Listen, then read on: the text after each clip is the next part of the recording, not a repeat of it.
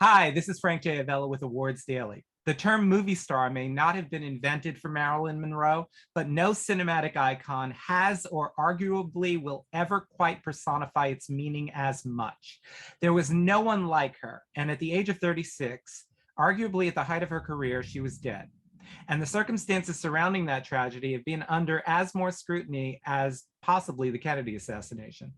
Filmmaker Emma Cooper reopens the investigation by attempting to piece together her final days via previously unheard recordings from those who knew her well in the Netflix documentary, The Mystery of Marilyn Monroe, The Unheard Tapes.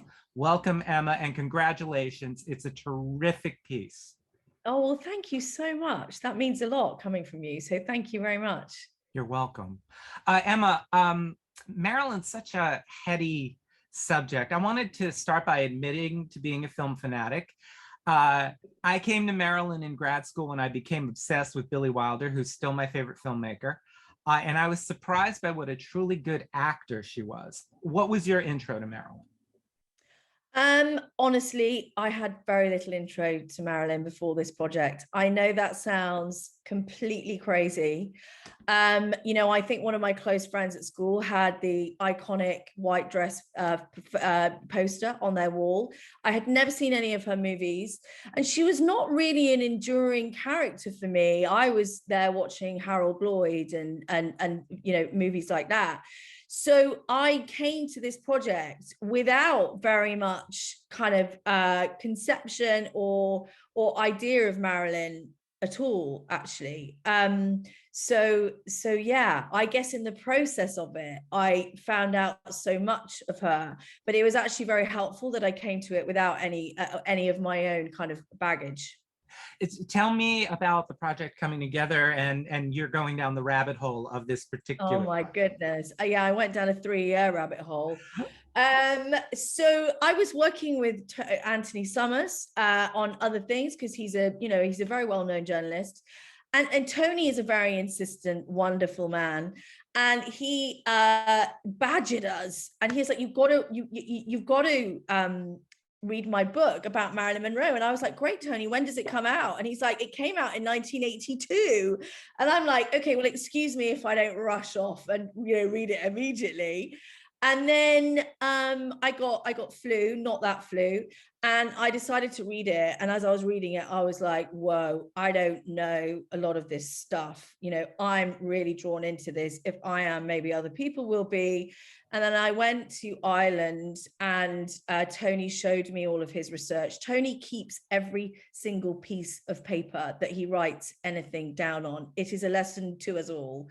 And I started listening to the tapes and I just realized I had a hunch that we could make a film out of this, but I really didn't know what kind of film it was going to be. And the film completely changed over the 3 years that I took to make it. And I'm really glad in hindsight that I had that time to make it because there was a lot of thinking time and there was a lot of kind of changing what I felt about Marilyn and changing what I wanted to say about Marilyn, actually, and the form of the film. But yeah, it was a real labor of love. I became obsessed.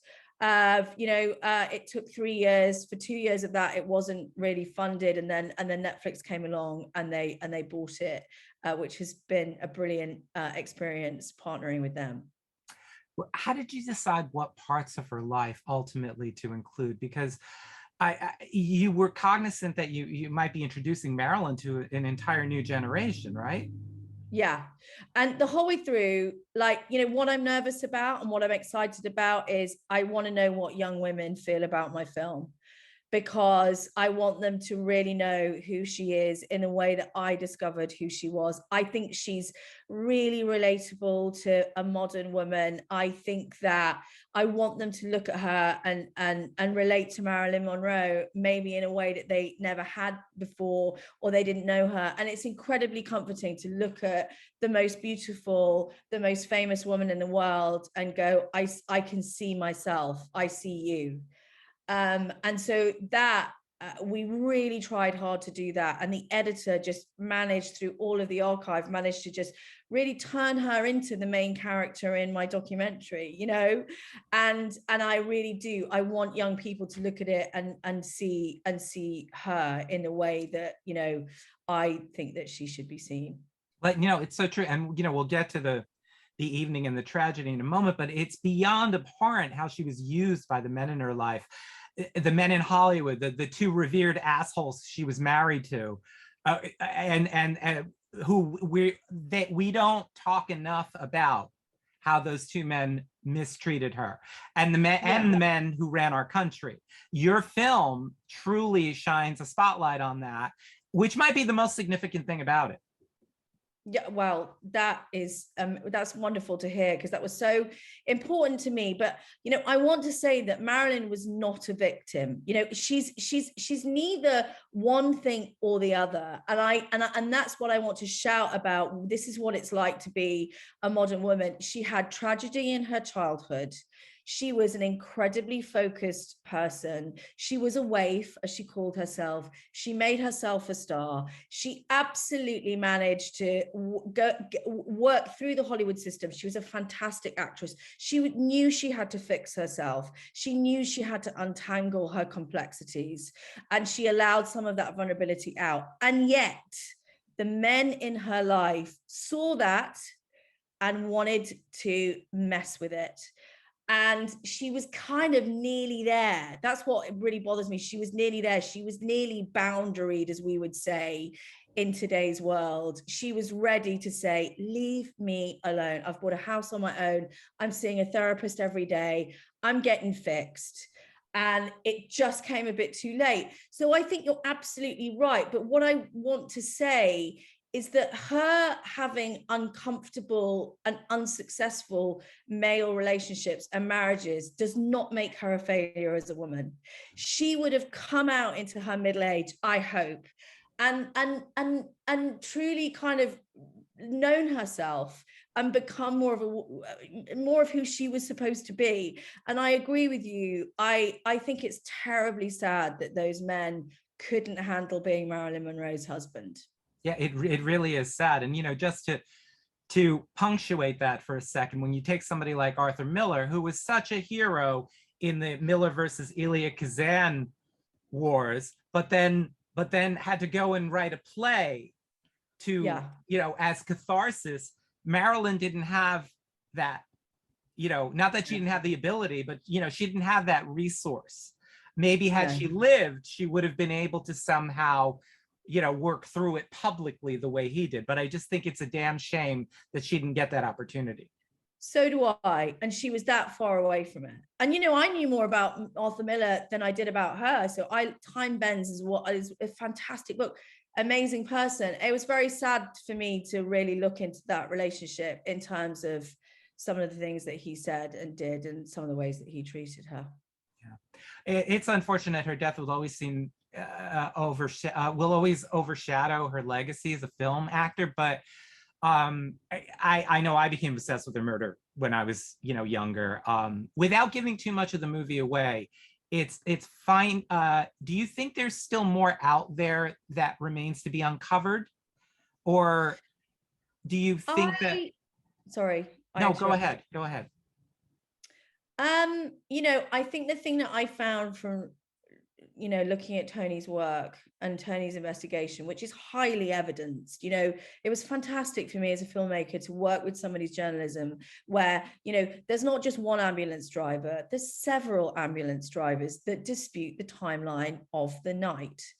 And if we have done anything, we have brought that inconsistency and that cover up to the public eye.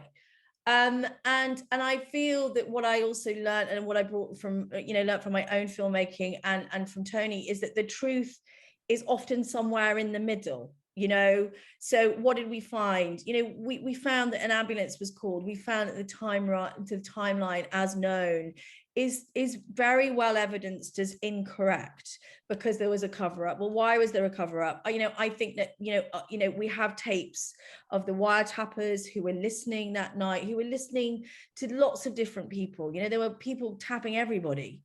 And I think that we know that crucial evidence was removed in terms of diaries and tapes. Now, does that lead into any of the conspiracy theories that we have grown up with? I really don't know. But what I do know is that her death is heartbreaking and probably truly preventable.